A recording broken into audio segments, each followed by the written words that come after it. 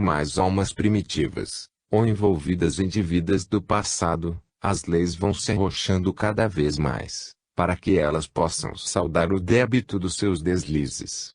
Mas, tudo isso são processos de despertamento das qualidades espirituais das almas em questão.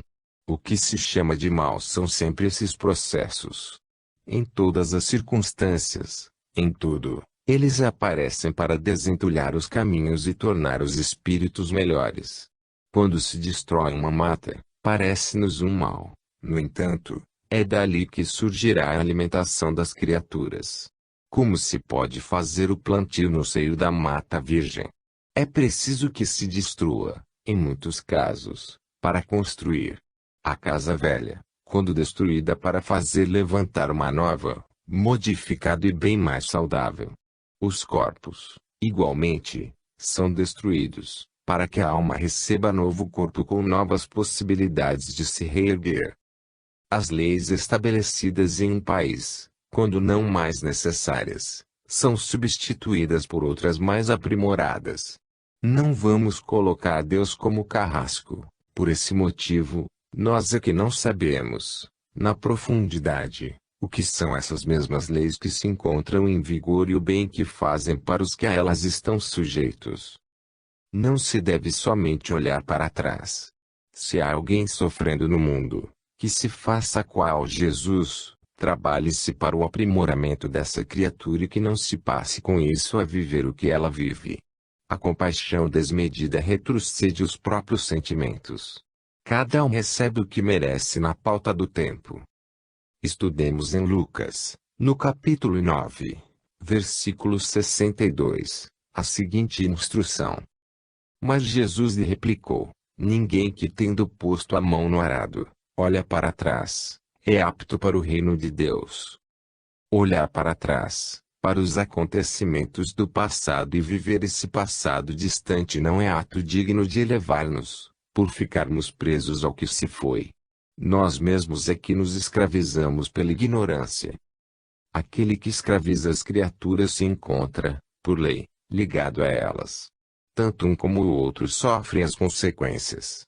O guarda de um presídio é obrigado a se manter ao lado do preso, e ambos se encontram ligados um ao outro, respirando no mesmo ambiente.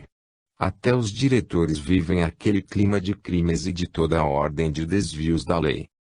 O Cristo veio para nos dar uma nova noção de liberdade, tirando o homem da escravidão da terra, colocando na obediência a Deus. No fundo, todos somos dependentes uns dos outros, no que tange às necessidades, principalmente no mundo em que nos encontramos, dando nossos testemunhos. Se não queremos ser escravos, basta que amemos aos que nos escravizam. Entendamos essa lei de amor, que ficaremos livres. Certamente que todas as criaturas querem ser perfeitamente livres, até mesmo das leis que as disciplinam. Todavia, ainda não podem ter essa liberdade. Somente Deus tem a liberdade absoluta, porque Ele cria as condições que deseja para a sua vida. Nunca seremos livres, totalmente livres. A dependência a Deus é eterna e, de certo modo, estamos sempre ligados uns aos outros, porque os espíritos, mesmo os mais evoluídos, trabalham em conjunto. O que nos traz a liberdade interna é o cumprimento das leis de Deus, às quais o amor serve de veículo. Não devemos nos preocupar com os costumes dos povos, mesmo os mais primitivos, que lhes asseguram, onde se vende lei, certa paz para os que vivem em conjunto por sintonia. Capítulo 15, Livro dos Espíritos, questão 831, Desigualdade. A desigualdade das raças é um acontecimento natural em todos os mundos, mesmo os espirituais. Não se encontra em lugar algum igualdade de aptidões, e nem mesmo de evolução dos espíritos que habitam determinado lugar ou mundo. No entanto, os mais inteligentes foram colocados ali para ajudar os menos capacitados, uns como sendo crianças e outros adultos. A lei nos fala que os fortes devem ajudar aos fracos e, consequentemente, os mais inteligentes instruírem aos que não alcançaram o dom do saber. Entretanto, Os mais fortes abusam dos mais fracos e fazem deles escravos, até mesmo colocando-os no mercado qual mercadoria. Atualmente, o fazem por meios indiretos, mas assim acontece, e ao invés de os instruírem, servem-se deles para aumentar seu orgulho. As raças mais fortes e mais ricas escravizam as subdesenvolvidas, emprestam-lhes dinheiro em condições tais que nunca acabam de pagar, por eles mesmos, os ricos, não o desejarem, permanecendo infiltrados no país em decadência, dominando e tirando dos seus poucos celeiros o muito de que não precisam. Todavia, isso sempre aconteceu. O planeta passa por crises forjadas pelos seus moradores. Tanto os fracos, como os fortes, ninguém recebe o que não merece na pauta do tempo. A vida espera que no amanhã tudo mude. Os homens não nasceram das mãos de Deus para serem escravos e escravizarem eternamente. As condições mudam e continuam mudando para melhor. Quem deve paga e quem tem para receber recebe, e todos passam a se entender na condição de filhos de Deus. O embrutecimento dos que sofrem é ilusório, porque a lei não nos deixa retrogradar. Caminhemos sempre para frente, essa é a nossa alegria. Aqueles que nos oprimem, o tempo lhes mostrará que não vale a pena a violência, e o próprio tempo lhes ensinará a nos amar, nos ensinando, igualmente, o perdão de todas as ofensas. Nada muda na estrutura do espírito. Ele nasceu das mãos perfeitas e é perfeito para a eternidade. O que nos cabe examinar, nos julgando imperfeitos, é a falta de despertamento dos valores imortais que trazemos desde a nossa geração no seio divino, Pai e Mãe de todos nós, encarnados e desencarnados. As desigualdades, pois, existem por causa das diferentes idades espirituais das almas. Isso é justiça. É o próprio amor que nos coloca nessas posições por merecimento. Da opressão que certas raças sofrem, ganhar-se-á com isso no futuro. Quantas nações do passado, que dominaram meio mundo e que hoje pedem socorro e recebem das dominadas de ontem. Tudo na vida tem ascensão e queda, visando ao desenvolvimento de tudo e de todas as criaturas de Deus. As desigualdades são nota de beleza na própria natureza, onde nada se vê obedecendo a uma igualdade de formas, desde o átomo até os mundos. As desigualdades dos espíritos não partem da sua gênese, mas da sua idade. O tempo vai chegando, de modo que todos recebem as mesmas bênçãos do despertar do Cristo nos corações.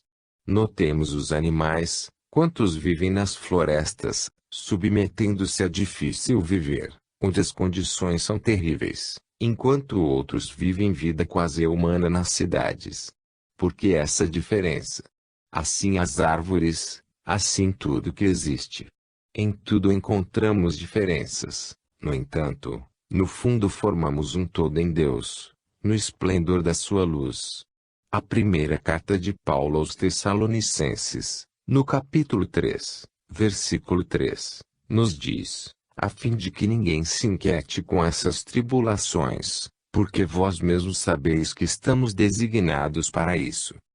Capítulo 16, Livro dos Espíritos, questão 832, Homens bons. Em todas as épocas existem homens bons, mesmo entre aqueles que tinham escravos, pois a própria lei permitia a escravidão entre os homens. Todavia, existiam senhores que maltratavam seus escravos e os vendiam como animais de carga e, por vezes, em piores condições. Faltava-lhes a humanidade para com os seus irmãos, filhos do mesmo Deus de bondade e de amor. Sabemos também que a escravidão em todo o mundo era um processo de despertamento das criaturas e, se nada se faz sem a permissão de Deus, ela teve algo de útil para os cativos.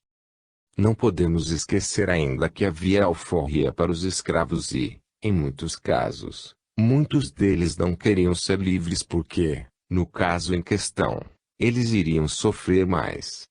A sociedade não compreendia que o escravo poderia ter liberdade e, na verdade, mesmo não existindo escravidão, como nos dias que correm, continuava a existir a escravidão, a discriminação racial e social. As diferenças sociais sempre existiram em todos os países. No entanto, é bom saber que o respeito, onde o mundo é superior, é que garante a paz e todos se sentem felizes nas posições que ocupam. A lei que determinava a escravidão, não mandava violentar o escravo. Isso acontecia por livre-arbítrio dos homens maldosos.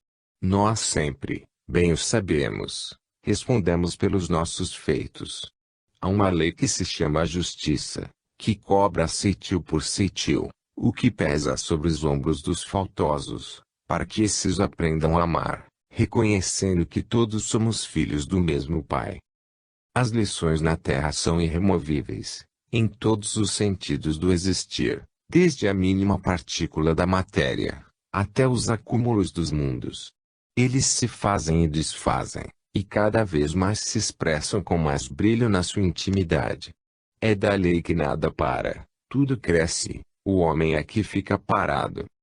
O homem bom e inteligente que sempre existiu, que direcionou sua sabedoria para o amor, é o espírito mais velho na contagem sideral e que já recolheu experiência nos caminhos da verdade.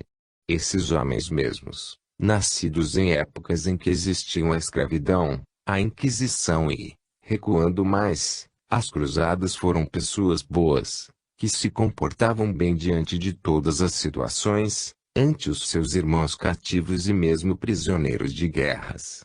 Não podemos deixar de mencionar que esses cativos e prisioneiros, quase todos eles, eram de má índole. Se não o fossem, não receberiam as provações que vivenciaram. Se somente recebemos o que merecemos, a própria escravidão foi merecimento dos que a sofreram. Entretanto, o tempo, escoando o karma coletivo, nos mostra os fardos mais leves e os jugos mais suaves, de maneira que desapareceram, por lei e por evolução, as cruzadas, as inquisições e a escravidão, que continuaram a existir somente por dentro das criaturas. Essa guerra de dentro, somente o próprio Espírito pode vencer, fazendo despertar o Cristo no coração. O bom entendedor reconhece em Jesus e na sua herança para a humanidade, o Evangelho que veio mostrar a força poderosa para a verdadeira libertação espiritual. Mesmo sendo escravos de qualquer posição, no nosso íntimo poderemos ser livres em Cristo. Precisamos meditar muito, estudar mais e nos transformarmos bastante intimamente, para que possamos compreender as leis de Deus e obedecer a elas, porque de outra forma não alcançaremos a felicidade. Qualquer escravo somente se torna livre conhecendo a verdade. Capítulo 17, Livro dos Espíritos, questão 833, Liberdade de pensar. O que nos parece, examinando a questão, é que o homem tem plena liberdade de pensar e de sentir. No entanto, mesmo que nada possa aniquilar tal valor espiritual dado por Deus, ele tem meios diversos de tolher essa liberdade, para o bem do próprio espírito. É o caso de certas provas pelas quais o espírito deve passar na carne, como a idiotia congênita, em que a alma não encontra no aparelho de carne o instrumento necessário para expressar suas ideias. Ele sofre, com isso, no silêncio dos dias, por vezes de anos e séculos, dado que pode levar para o outro lado da vida o reflexo desses mesmos impedimentos, não tendo liberdade de pensar. Esse entrave é provação pelo mau uso que fez do seu instrumental da razão, praticando arbitrariedade com seus irmãos menores. Ninguém consegue burlar a lei de justiça. Em muitos casos, existem os que pensam, e muitos, no entanto, o fazem em circuito fechado, somente para eles, de modo a se cansarem de pensar e de ouvirem na acústica da própria alma, não conseguindo fazer chegar suas ideias aos ouvidos alheios, por terem desencaminhado muitos em outras épocas. A doutrina espírita, sob a influência do Cristo, vem nos ensinar a usar o verbo qual fez Jesus, ensinar a usar o dom de escrever para confortar os sofredores e usar a vida para ajudar os que sofrem. Desta forma, seremos bem-aventurados, despertando em nós a luz divina para a nossa felicidade, tornando felizes os outros. Entretanto, nada pode botar peso à mente do espírito, fazendo desaparecer para sempre a força da alma no sentido de pensar, porque Deus é a perfeição e não iria fazer algo de divino que não se mostrasse com a mesma expressão da sua luz. Temos liberdade de pensar, mas responderemos pelos pensamentos nascidos na nossa engrenagem mental. Somos muito mais responsáveis, porque a matéria que usamos para pensar, vem ungida pelo beijo de Deus, pelos canais da natureza e sob a responsabilidade, podemos dar aos pensamentos a direção que entendermos. Eis aí a nossa liberdade, porém, devemos conhecer a lei. Os pensamentos são sementes que saímos a semear. Eles são filhos de quem pensa e sempre voltam à casa paterna. Nós, quando usamos maus pensamentos, estamos negando a Deus e a Jesus, e se negamos, recebemos negação onde quer que estejamos. Observemos a notação de Lucas, no capítulo 12. Versículo 9. Mas o que me negar diante dos homens será negado diante dos anjos de Deus. Na posição em que os homens se encontram, não podemos lhes pedir o que eles não podem dar. No entanto, a boa vontade de melhorar, nós devemos incentivar todos os dias, para que se acostumem a ser mais justos e bem melhores que antes. Se nos esforçarmos para aperfeiçoar nossas qualidades, encontraremos sempre em nossos caminhos motivos para melhorar, da parte dos anjos do Senhor. No pensamento, goza o homem de muita liberdade. Essa liberdade somente não avança nos segredos que não podem suportar ou que ainda desconhecem. Mas, já é uma faculdade grandiosa, a de pensar e de recordar. Tanto o pobre como o rico podem pensar o que desejarem, mas fiquem sabendo que a mente em atividade já coloca o que se deseja em caminho. Capítulo 18, Livro dos Espíritos, questão 834, Responsabilidade. Já falamos alhures que somos responsáveis pelos nossos pensamentos. Eles são como que sementes, e a mente alheia é a terra onde semeamos. Todo semear de ideias tem colheita, e a lei de justiça nos faz colher o que semeamos. Certamente que o homem é responsável pelos seus pensamentos ante a majestade divina. No entanto, o Senhor, quando nos criou, e tendo onisciência, já sabia o uso que iríamos fazer dos nossos pensamentos e da nossa própria vida. A inteligência maior não nos criou já perfeitos, no que se refere à isenção de erros, por achar melhor que tivéssemos um pouco de trabalho para despertar os dons que se encontram em nossa estrutura espiritual, em estado de sono. Na profundidade, somos perfeitos, por termos sido criados pelo Ser Perfeito. Somente nos resta despertar essas qualidades já existentes dentro de nós. Deus nos condena ou absolve pelo mecanismo das leis que Ele criou, sabendo antes que iríamos errar, se é o termo. Se Ele soubesse que não iríamos cometer faltas, para que existiriam leis?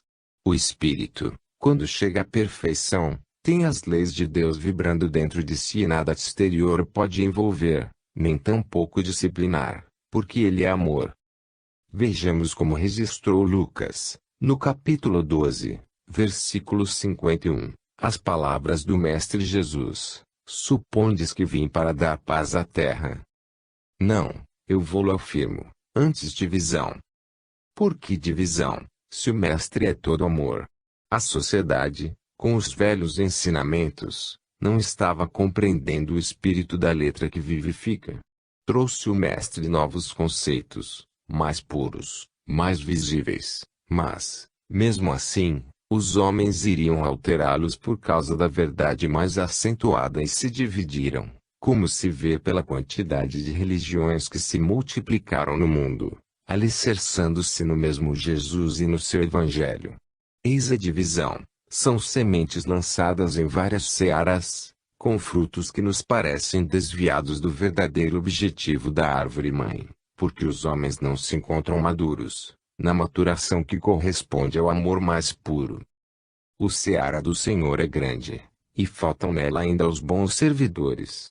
Os países lutam entre si, gastando quantias astronômicas e matando uns aos outros por causa do orgulho e egoísmo, por um pedacinho de terra a menos ou a mais, por palavras que desconcertam o adversário.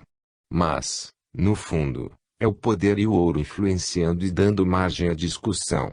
Não se segue Cristo, porque ele não tinha uma pedra onde reclinar a cabeça.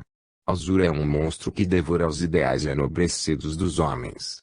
Eles vendem e compram tudo, colocando o ouro como seu Deus, aquele que atende suas necessidades. Que fazer agora nessa corrida do ouro? As sementes irão lhes trazer os frutos com o mesmo teor da sua semeadura. Ninguém pode reclamar do gosto amargo e das torturas advindas dos desvios das bênçãos que o Senhor lhe deu, como o poder de pensar. A justiça se faz segundo as ideias de Deus, impressas na lei de amor. Capítulo 19, Livro dos Espíritos, questão 835, Liberdade de consciência. A vida do espírito e também dos corpos que o servem, ainda tem muito mistério que vamos desvendando passo a passo. Na verdade, a doutrina espírita recebeu essa incumbência de passar a revelar para os homens, na gradatividade suportável, muitas verdades que estavam encobertas. Os estudiosos do espiritismo devem prestar atenção nas mensagens mediúnicas, que encontrarão alguns fios do entendimento a levá-los a grandes descobertas. Deus, por meios ainda vedados aos homens, escreveu nas suas consciências todas as leis naturais, capazes de direcionar as criaturas para uma vida pura. Se a nossa mente gera pensamentos, sentindo o pensamento universal, a consciência tem esse poder, indo ao encontro dos feitos dos homens, aceitando ou recusando aquilo que se faz. A consciência é um tribunal interno, instalado por Deus no centro da vida, que sabe escolher o melhor dentro das leis naturais. Tudo o que pensamos passa pela consciência e ela grava por processos sensíveis, que escapam ao entendimento humano. Na pessoa mais evoluída, ela dá o seu parecer imediatamente, desde que essa pessoa possa suportar. Quem já conseguiu a felicidade de aprimorar seus próprios pensamentos, pode-se dizer que encontrou a porta pela qual se passa, indo encontrar os princípios da felicidade. De certo modo, tanto o bem quanto o mal se gravam em nós pelo sistema de condicionamento. Ao falarmos muito em um assunto, ele passa a viver em nós e se o esquecermos, ele vai sendo limpo da consciência. Jesus trouxe para a humanidade o Evangelho, constituindo preceitos elevados, de modo a limpar das nossas consciências o mal, fixando nelas o bem, criando, assim, a harmonia em todos os departamentos da nossa vida. Em Lucas, vamos entender, no capítulo 4, versículo 43, o seguinte. Ele, porém, lhes disse: é necessário que eu anuncie o Evangelho do Reino de Deus também às outras nações, pois para isso é que fui enviado. O Mestre dos Mestres foi enviado por Deus para anunciar o Evangelho reformador em toda a terra, modificando, por meio da verdade, o modo de pensar das criaturas, para que elas sintam a vida em outra dimensão, compreendendo para onde vão e de onde vieram. A engrenagem da consciência é diferente da do pensamento, e em várias mensagens vamos pingando, aqui e ali, algo dessa verdade. A consciência é uma forma de pensamento secreto, cuja voz somente aquele que o gerou pode perceber. A sua voz não deixa de ser a voz de Deus. Procuremos nos familiarizar com a nossa consciência, que ela nos levará aos preceitos mais iluminados que possamos suportar, garantindo a estabilidade do nosso mundo interno. Mudando-se por dentro, muda-se automaticamente por fora. Temos liberdade de pensar, que se processa como semeadura. Só não temos liberdade de colher o que quisermos. A colheita do que semeamos é obrigatória. Capítulo 20, Livro dos Espíritos, questão 836, Direito do Homem. O maior direito do homem é a obediência às leis de Deus. Quando se foge a isso, Responde-se pelos desvios da harmonia divina e as consequências produzem lições inesquecíveis. É para tanto que o Senhor deixa acontecer, no sentido de disciplinar, instruindo cada criatura naquilo que ela tem o direito de aprender. O homem, e mesmo o espírito fora da carne, não é dono dos seus próprios pensamentos, por não os governar do modo que deseja. Qual alma que pode suspender seus próprios pensamentos, deixando de pensar? Quem pode intervir na consciência de modo que ela deixe de emitir seus pareceres a respeito do que faz? O pensamento vem de Deus, vibrando na sua pureza original, e ao nos ser legado, compete-nos inocular nele os nossos sentimentos, as nossas vibrações pessoais, transformando-os em ideias e essas, em fala, como sementes que passamos a semear. Tudo pertence a Deus, e somente Ele pode fazer o que deseja que seja feito. Meditemos em Paulo, quando escreveu aos Romanos, no capítulo 13, versículo 3, porque os magistrados não são para temor quando se faz o bem e, sim, quando se faz o mal. Queres tu não temer a autoridade? Faz o bem e terá louvor dela. No caso em referência, a autoridade maior para nós é a consciência. Se não queremos temê-la, respeitemo-la, somente fazendo o bem, porque ela é agente de Deus dentro de nós, como um tribunal interno, nos ajudando na iluminação. Aquele que não teme a si mesmo, o que mais pode temer? Quem se encontra em paz consigo mesmo, fica em paz com Deus e com tudo o que o rodeia. O direito do homem é cumprir seus deveres ante a paternidade universal. O compromisso que assumimos com a própria consciência é amar ao Senhor em todas as coisas, porque somente o amor salva e dá direito ao homem de ser luz onde quer que seja. Não podemos interferir nos nossos pensamentos no que toca à suspensão dos mesmos. A nossa parte é, pois, plasmar neles o que pretendemos como sementes, de luz ou de trevas. Porém, colhemos o que semeamos. A consciência tem sua plena liberdade, liberdade essa que vem de Deus, tendo-lhe a nos olhar por esse canal honesto que nunca erra. Querer negar essa liberdade é o mesmo que intentar apagar o sol com os dois dedos, como se usava para apagar o pavio de um candeeiro. Jesus já nos ensinou como viver bem com a consciência, que é amar a Deus sobre todas as coisas e ao próximo como a nós mesmos. Eis aí toda a lei e os profetas, e tudo que se possa pensar e sentir da vida. Se quisermos viver bem, façamo-lo onde estivermos. Se pretendemos receber amor, amemos. O que desejamos para os outros é o de que precisamos para nós. Capítulo 21, Livro dos Espíritos, questão 837, Constrangimento. A liberdade de consciência é a força do progresso espiritual de todas as criaturas. Não obstante, há países, por contradição materialistas, que desejam opor-se a esta liberdade. Nenhum regime político consegue se manter quando não entende as leis naturais, ou tenta impedir a sua ação. Infelizes dos homens que tentam constranger a liberdade de consciência, região divina no homem, para ouvir o que os seus desejam falar. Os maus acontecimentos que surgiram em todos os tempos, e que estão se processando, fazendo as criaturas sofrerem, e os que vêm por aí, no que se chama os fins dos tempos, são produto do constrangimento que se quer fazer contra a consciência, onde estão escritas todas as leis universais para a educação e entendimento das criaturas. A consciência nos inspira para amar, a alma que desconhece essa fonte, odeia. A consciência nos inspira para a paz, a alma ignorante procura a guerra. A consciência nos fala para perdoar. A alma esquece a advertência e revida todas as ofensas. E nesta ação contrária, o espírito vai criando o seu próprio inferno e passa a sofrer dentro dele, até surgir a maturidade, conscientizando-o de que deve reparar o mal que fez, recolhendo muitas experiências e fazendo acender a luz no coração.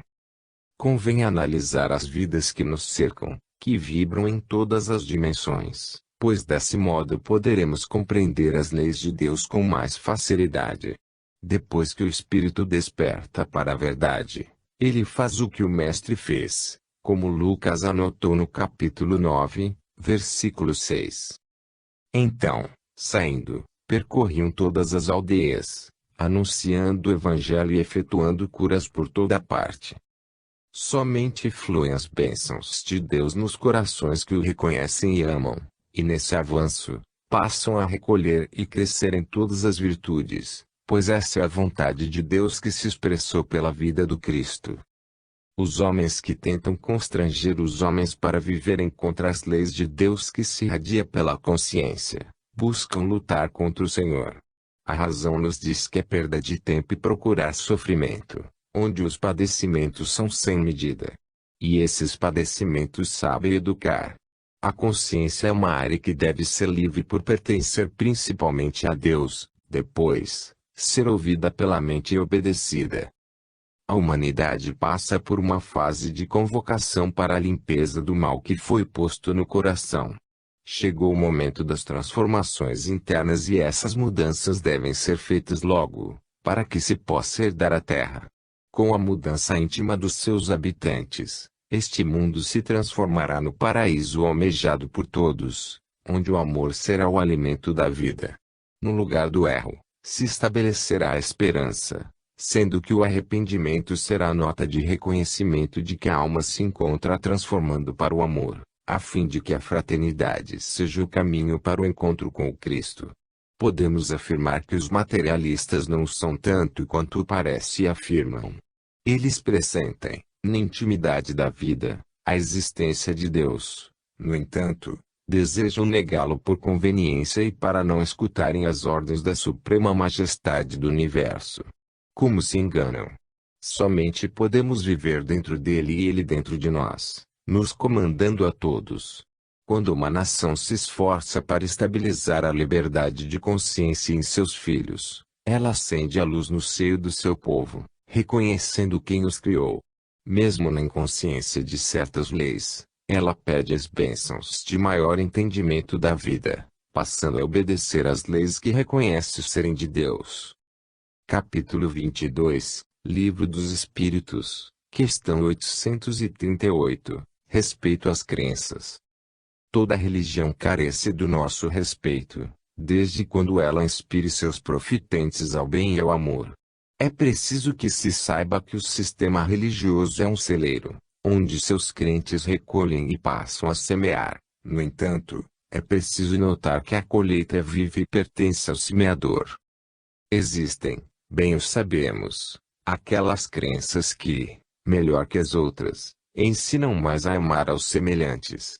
Quem mais obedecer às leis naturais, mais colherá frutos dignificantes. Quando uma religião ou filosofia tem por norma combater a outra, cujos ensinamentos não lhe soam bem, é falta de respeito aos pensamentos alheios, por querer oprimir a consciência daqueles que não pensam igual a eles. Isto é querer violentar o modo de pensar dos irmãos em caminho. Na verdade, eles têm Jesus como guia, mas esquecem seus preceitos de não desejar aos outros o que não querem para si mesmos. O nosso maior desejo deve ser cuidar de nós mesmos. Se cada criatura se interessar pelo seu próprio aperfeiçoamento, tudo se regulará na harmonia divina. Enquanto o homem atender à inferioridade de oprimir seu irmão com o seu modo de pensar e sentir a vida, ele ainda dorme pelo magnetismo da ignorância. Vamos reproduzir aqui o que o Espírito de Verdade respondeu ao querido codificador do Espiritismo, na pergunta em estudo. Toda crença é respeitável, quando sincera e conducente à prática do bem. Condenáveis são as crenças que conduzem ao mal. Quando os discípulos de Jesus condenaram alguém que curava em nome dele e expulsava demônios também em seu nome, foram falar com o Mestre. Ele não aceitou a condenação, porque aquele estava fazendo bem aos do que sofriam. Porque condenar outros sistemas religiosos, se estão buscando a paz das criaturas e as inspirando para o amor. Inspirado pelo Mestre, Paulo escreveu em sua carta aos Romanos, no capítulo 13, versículo 7. Pagai a todos o que lhes é devido, a quem tributo, tributo, a quem imposto, imposto, a quem respeito, respeito, a quem honra, honra. Tanto o Senhor Jesus falava aos seus discípulos no respeito às crenças, como igualmente orientava quanto às organizações da terra, mostrando que o sistema político tem seus objetivos que, com o tempo, vai se aprimorando até chegar aos seus preceitos, de amar a Deus sobre todas as coisas e ao próximo como a si mesmo. Fugir das leis de Deus estabelecidas no universo e plasmadas em todas as consciências, é afastar-se da própria felicidade. A doutrina dos Espíritos tem a missão de levar a humanidade para o conhecimento de Deus em tudo, mostrando por experiências que ninguém morre. A vida continua depois do túmulo e no mundo espiritual se encontra a verdadeira vida do espírito e a liberdade de consciência em Deus. O Mestre dos Mestres disse que voltaria no terceiro dia, e voltou, provando assim para a humanidade que a vida atravessa o túmulo. Os sensitivos são, muitas vezes, pessoas iletradas e escrevem o que os doutos não escreveriam na sua postura de mestres.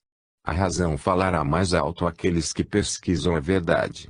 Aos que não se interessam por essa verdade, Jesus já respondeu, dizendo que têm olhos e não veem, têm ouvidos e não ouvem. Capítulo 23, Livro dos Espíritos, questão 839, Falta de caridade. Surgem de novo o orgulho e o egoísmo, monstros da discórdia e da prepotência. Todo aquele que menospreza as opiniões alheias, por não compatibilizarem com as suas, está cheio de vaidade e desconhece os direitos alheios. Isso é falta de caridade e atenta contra a liberdade de pensamento. Vemos nos fatos que ocorrem em todo o mundo, Deus deixando que o homem aplique seus pensamentos, mesmo que depois sofra as consequências dos seus atos errôneos, para mostrar-lhe que pode ter liberdade e reconhecer no Senhor um Pai de amor e de bondade. Quando notamos companheiros que somente acreditam no seu modo de pensar e sentir, estampam em seu ser plena ignorância sobre a vida. É preciso que reconheçamos que fazemos parte de um todo, e que cada alma tem uma tarefa diferente da outra. Os dons dados por Deus para o Espírito são diversos, mas ainda carecem de ser despertados e esse despertamento é gradativo, mas em alternância que não para. Certos dons estão em atividades em uns, enquanto em outros dormem. É nesse sentido que não podemos viver sozinhos, pois temos necessidade uns dos outros para a paz de todos. Nunca podemos julgar a ninguém porque tivemos e ainda vamos ter muitas vidas na Terra, para o despertamento completo dos nossos valores. É falta de caridade, de amor, condenar alguém porque esse alguém não aceita os nossos pensamentos. Onde está a liberdade de pensar e sentir que a vida nos deu? Todos buscamos a liberdade, no entanto, não podemos ser livres de Deus, porque sem Ele não podemos viver. Em Paulo, quando falava aos Coríntios, por sua primeira epístola, notamos a diversidade entre as raças. Vejamos o capítulo 1, versículo 22, que assim diz: Porque tanto os judeus pedem sinais, como os gregos buscam sabedoria. E podemos acrescentar, uns buscam direito, outros o amor, alguns a caridade, outros a paciência, e ainda outros lutam para conquistar a santidade. E é nessa corrida que buscamos e encontramos a perfeição no passar dos erros, porque a vida nos entregará a felicidade somente nos caminhos da perfeição espiritual. No Evangelho segundo o Espiritismo encontramos essa frase luminar: Fora da caridade não há salvação. Quem falta com ela, como pode se libertar dos entulhos que lhe pesam na consciência? Somente ficamos livres dos fardos pesados e do jugo que nos incomoda obedecendo às leis de Deus, andando dentro delas. Aí é que a paz nasce em nós e por nós. Seja quem for, respeitemos sua liberdade de pensar. Não é com isso que vamos nos esquecer de dar exemplos dignificantes. O exemplo no bem é a voz de Deus pelos nossos recursos de amor. Os pensamentos e a própria vida consciencial estão no silêncio, para serem ouvidos pelo seu portador, e ele mesmo deve tirar as suas deduções para o que lhe cabe viver. A doutrina espírita não veio ao mundo revelar todas as leis de Deus, mas dar continuidade à revelação, que é gradativa, de acordo com o crescimento das criaturas. Capítulo 24, Livro dos Espíritos, questão 840. Reprimir os atos. É um dever da sociedade organizada reprimir os atos que a possam perturbar. Existem crenças que manifestam publicamente conceitos capazes de confundir e desorientar pessoas, e mesmo estimular certos vícios em alguns dos que lhes seguem as orientações. É para tanto que a sociedade tem a força orientada para reprimir qualquer quisto que lhe venha trazer embaraços e desarmonia. No entanto, a crença íntima que os dirigentes têm, elas se conservam intactas em amadurecimento, para se transformarem naquilo que seja a vontade do Criador. Na intimidade da alma, somente Deus pode intervir, usando a própria alma, objetivando a transformação espiritual. É com o objetivo de manter a ordem na ação das criaturas que as nações do mundo mantêm organizações oficiais. Porém, por dentro, somente o tempo, que não deixa de ser as mãos de Deus, pode ter acesso na educação dos povos. O dever do governo estabelecido é reprimir os atos das crenças que prejudicam a sociedade. Porém, o mundo interno de cada crente é inacessível a qualquer ser que deseja investir no seu terreno íntimo. É a área reservada a ele e a Deus. É por isso que não devemos julgar os outros no seu comportamento, fazendo-o somente quando esse comportamento possa prejudicar os outros. Mesmo assim, existem departamentos que cuidam dessas modalidades e os podem reprimir, não a intimidade, mas os atos. Compreendamos, pois, a necessidade de tolerância entre os instrutores da humanidade para com os seus seguidores e os que não aceitam corretivos para o seu aprimoramento espiritual. Estes, algum dia, aceitarão o Evangelho e passarão a caminhar com o Cristo no coração e descobrir Deus na consciência. Vamos buscar em Paulo, novamente, alguns traços de entendimento que possam estabelecer em nós, e para com os outros, a paz. Quem come, não despreze o que não come, e o que não come, não julgue o que come, porque Deus o acolheu. Romanos 14:15. Não temos o direito de impedir os sentimentos de quem quer que seja. A vida do próximo é dele, as suas contas, ele terá de acertar com Deus e com mais ninguém. Os compromissos assumidos são de responsabilidade daquele que os fez. Os nossos irmãos têm, por vezes, compromissos de que já não precisamos mais. Assim, não devemos julgá-los porque são diferentes dos nossos. Reprimir os atos, quando estamos sendo instrumento da lei da terra, sem violentar a intimidade, é certo, mas nunca passar disso, para que não nos aconteçam coisas piores. A liberdade de pensar é divina, e nela não devemos nos intrometer.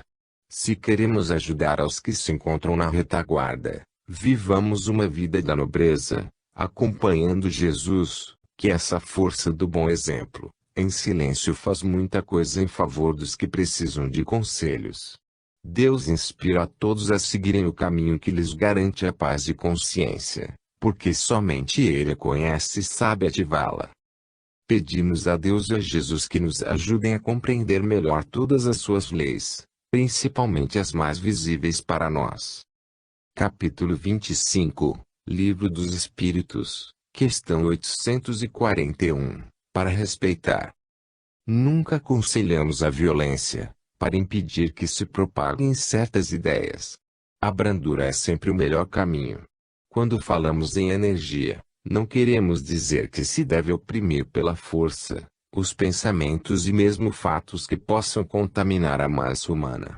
O homem que ama, a pessoa branda na sua vida, a alma honesta no seu viver com seriedade, o ser humano que procura sempre a verdade, nunca encontram dificuldades para ensinar, e quem os ouve acata seus pensamentos educativos. Podemos respeitar as criaturas e, no entanto, divergir delas no modo pelo qual pensam e fazem, sem que a prepotência e o orgulho possam nos afetar. Ninguém é senhor de toda a verdade. A vida, com todos os ensinamentos de Deus, se divide ao infinito, para instruir as criaturas. Não fiquemos pensando que somente nós possuímos os direitos e a verdade do Senhor, por pertencermos a uma religião. Todas as religiões se modificam com o tempo e a força do progresso, bem assim os livros em que elas alicerçam seus conceitos. Tudo muda com a força do tempo, somente Deus e suas leis são soberanamente eternos e perfeitos. Tudo o mais obedece à transitoriedade, como se vê em todos os ângulos da criação. Quando se trata de liberdade, é certo que não devemos tolher os outros ao propagarem suas crenças, desde que elas não firam a moral da sociedade. Quando isso acontecer, essa mesma sociedade tem seus meios de defesa. Uma religião combater a outra pois mostra de que já se encontra fraca e tem medo de desaparecer. Se ela teme, não está com a verdade, porque a verdade não precisa de defesa dos homens. Se se trata das coisas espirituais, como combater com a força, violentando o modo pelo qual os outros passaram a viver? Se tememos, não confiamos naquele cuja doutrina propagamos. Se todas as religiões afirmam que Deus é o Supremo Senhor de toda a vida, de toda a criação, Ele se encontra à frente de todos os acontecimentos. Quando Ele deixa algo acontecer, por que vamos querer impedir que aconteça? Andemos nas linhas do amor, que esse amor nos defenderá e fortalecerá no bem onde quer que seja. Vejamos o que Paulo escreveu aos Romanos, no capítulo 11. Versículo 36, de sua carta. Porque dele e por meio dele e para ele são todas as coisas. A ele, pois, a glória eternamente. Porque nós, minúsculos seres, queremos ou vamos querer impedir os pensamentos alheios aos nossos. Interferir nos sentimentos do próximo é a área em que não nos é permitido penetrar. Gostaríamos que os outros intervissem nas nossas ideias. Então, não façamos aos outros o que não desejamos que eles nos façam. Se somos todos iguais, a justiça nos policia todos os segundos e registra o que fazemos, para depois recebermos o mesmo em troca. Nem mesmo o bem e a caridade que o amor puro impulsiona, devem ser impostos. Estas virtudes, por si mesmas crescem, por serem abençoadas por Deus, quando criou o amor e achou bom que se irradiasse em toda a sua criação, dividindo-se em variadas leis que sustentam e garantem a vida. Capítulo 26, Livro dos Espíritos, questão 842, a boa e verdadeira doutrina. Para que possamos reconhecer uma doutrina como boa, basta verificarmos seus preceitos e os seus componentes. Aquela doutrina, ou mesmo filosofia espiritualista, cujos profitentes amarem mais, essa doutrina é respeitável e será colocada como fonte de fraternidade. Os filhos de Deus se unem por sentimentos dotados da verdade e de paz. Poderemos reconhecer os verdadeiros discípulos de Jesus por muitos se amarem. A religião, no entanto, que gasta o seu tempo precioso em combater outras religiões, que persegue e calunia outras crenças, essa religião é, pelo seu caráter, perniciosa, e se encontra afastada do Evangelho de Jesus. Não queremos dizer que a religião espírita é a melhor. Os espíritos benfeitores da humanidade, quando escreveram que fora da caridade não há salvação, dão prova de que eles mesmos não estavam escolhendo religião, mas sinceridade de ação. O que é caridade? É amor. Portanto, fora dessa virtude não há salvação, porque Deus criou o amor, para depois criar tudo o que existe que possamos conceber. O único sinal pelo qual podemos reconhecer se uma doutrina é boa e verdadeira, é aquela que ensina a amar mais, a Deus sobre todas as coisas e ao próximo como a si mesmo. Melhor seria dizer, amar a Deus em todas as coisas, por ser Deus tudo para nós, seres criados por Ele por amor.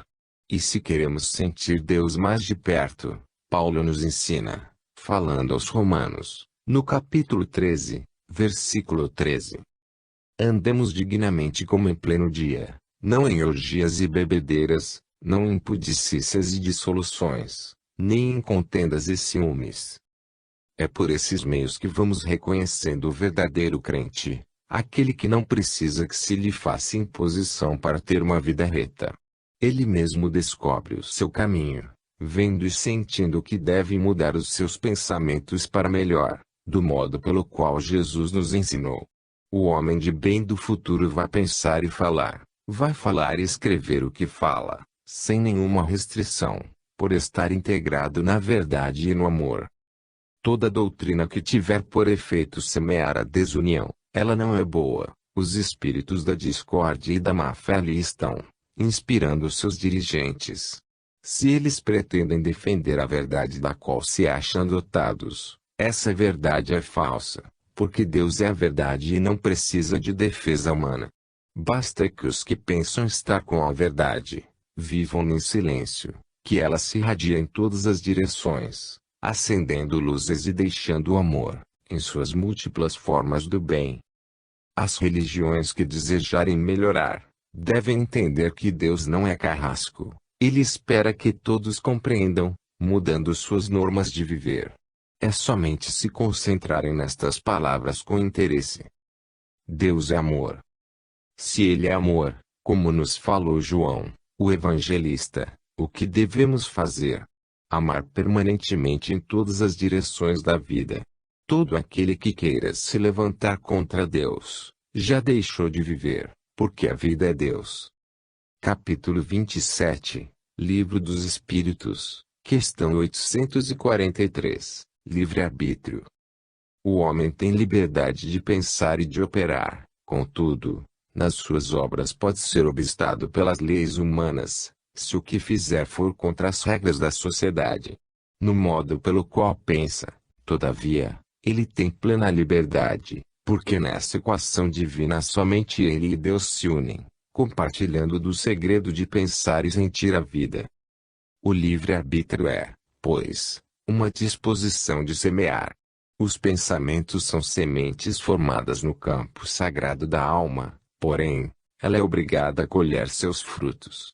A doutrina espírita, inspirada no Cristo de Deus, veio ensinar os homens como escolher o que plantam na lavoura do mundo e das criaturas. É nessa escolha que a vida pode nos surgir cheia de esperança. Se o homem não conseguiu ainda limpar seus pensamentos dos contrários da caridade, deve esforçar-se mais um pouco, passando a orar com mais fé, porque ninguém pode livrá-lo do mal, a não ser ele mesmo. Se ontem os seus pensamentos estavam desgovernados, não obedecendo à sua vontade, que se esforce de novo, descondicionando seu mundo mental de velhos acordos com o mal, e esforçando-se no novo plantio, que a terra é boa e dadivosa, disse Caminha ao escrever ao rei de Portugal. Ele falava da terra física, e nós, o acompanhando, mostramos a terra espiritual, as mentes dos nossos irmãos em Jesus, nas quais existem terras boas e dadivosas. Em se plantando nelas, tudo dá e corresponde aos nossos sentimentos. Sabendo disso, vamos escolher sementes de primeira qualidade, para que os frutos sejam de primeira ordem. A natureza não falha e nos devolve o que lhe damos. Temos o livre-arbítrio, apenas ele desaparece ante a paternidade divina, porque somente fazemos o que a nossa evolução comporta fazer. Convém anotarmos urgentemente, que subimos sempre na gradação que a suportamos subir. É a lei agindo com a proporção de cada ser. Caminhemos para uma liberdade maior, porque Deus quer que sejamos mais livres. Vamos ver em Lucas, no capítulo 4, versículo 39, esta referência. Inclinando-se ele para ela, repreendeu a febre, esta a deixou e ela, levantando-se, passou a servi-los. Se temos o Cristo dentro de nós, ele vai nos ajudar a repreender a febre dos maus pensamentos que criamos por ignorância, e esses, sendo da mesma massa divina, passarão a nos servir, à luz do Evangelho, Porque nada se perde no grande movimento da vida. A matéria que vem a nós como força divina e que vai nos servir para pensar, recebe na sua sensibilidade nossos sentimentos e grava na sua estrutura nossos ideais. Aí, somos responsáveis por essas sementes, colhendo mais tarde seus frutos. É o livre-arbítrio que nos faz entrar nessa escola, cujo aprendizado nos leva a conhecer a verdade mais depressa. A liberdade dos nossos atos é vigiada, no aprimoramento espiritual. O que mais nos alegra é que somos filhos de Deus e todos com os mesmos direitos e deveres. Entramos na vida por vários caminhos e podemos escolher as diretrizes que nos convierem, porém, o ponto final da chegada é um só: Deus, pelos canais do amor e da sabedoria. Aconselhamos a todos os seres humanos de todas as classes e dimensões que aprendam a orar, pois é através da oração que a luz de Deus nos visita com acentuada força de transformação espiritual. Com ela, seremos obedientes a Deus e vamos ficar livres do mal.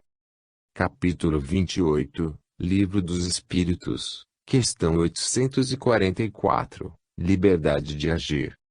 O espírito, quando volta ao corpo pelo processo da reencarnação, a princípio é tolhido na sua liberdade, por estar inseguro no seu instrumento de carne, mas, o tempo leva-lo a, pelo crescimento do corpo, a certa liberdade, desde quando não lhe sejam impostas certas provações ou expiação, quando o seu karma lhe cobra dos seus atos do passado.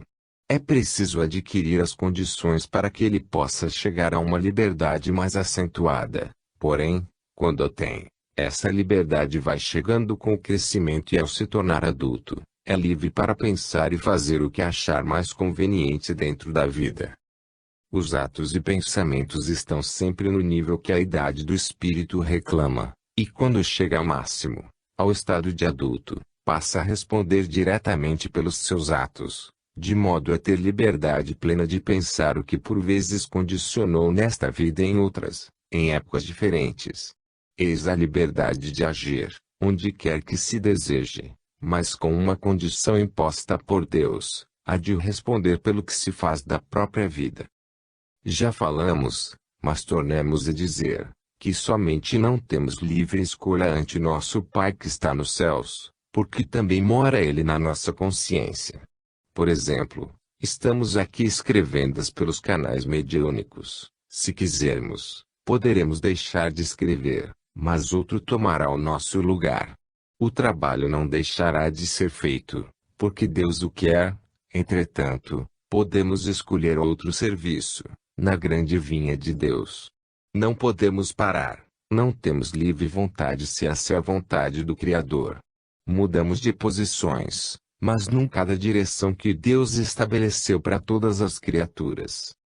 Todos somos chamados para alguma coisa na vida, entre mentes, os escolhidos são poucos, por ser pela maturidade da alma. Essa é a razão por que alguns não compreendem a linguagem de Jesus e são incapazes de ouvir a sua palavra. Vamos ouvir João, quando ele se refere ao que ouviu do Mestre, conforme anotado no capítulo 8, versículo 43. Qual a razão por que não compreendeis a minha linguagem? É porque sois incapazes de ouvir a minha palavra. A vontade de agir no bem, compreender a linguagem do Evangelho e ouvir o Cristo é caso de maturidade espiritual. A liberdade é para todos, mas nem todos estão despertados para usá-la nos caminhos do amor. É verdade que todos somos chamados por Deus para o aprendizado, mas nem todos escolhidos para se iniciarem na escola da verdade como deseja a palavra do Mestre. Mas, temos o tempo como força divina, que prepara a todos pelos processos variados, até nos deixar nos braços de Jesus, capacitados para ouvi-lo e, mais ainda, compreendê-lo na plenitude do seu amor. Na verdade, liberdade de agir, porque agir é plantar, mas somos forçados a colher o que lançamos na leira do mundo, e na lavoura da mente humana. Essa é a lei de justiça. Pela vontade, a escolha é nossa, que é obedecida pela nossa maturidade espiritual. Nas primeiras fases da vida certamente que escolhemos mal e mal usamos as nossas possibilidades, no dizer dos que não compreendem o trabalho de Deus, porque tudo dá certo nas linhas da programação da luz. O tesouro que Deus colocou na engrenagem da alma vai despertando como que por encanto e transformando-se em faculdades enobrecidas. De posse delas, vamos entender quais os caminhos que deveremos tomar pela força da caridade e do amor.